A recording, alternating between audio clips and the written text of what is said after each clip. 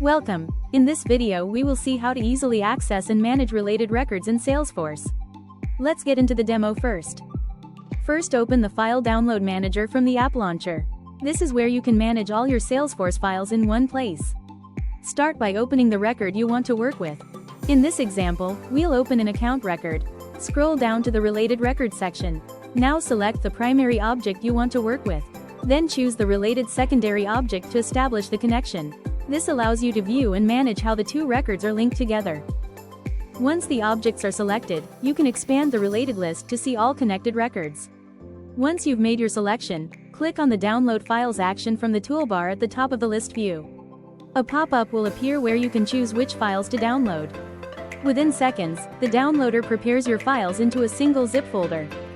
For more details or support, contact our team at supporttheretisastormsoftware.com. Try Files Downloader today.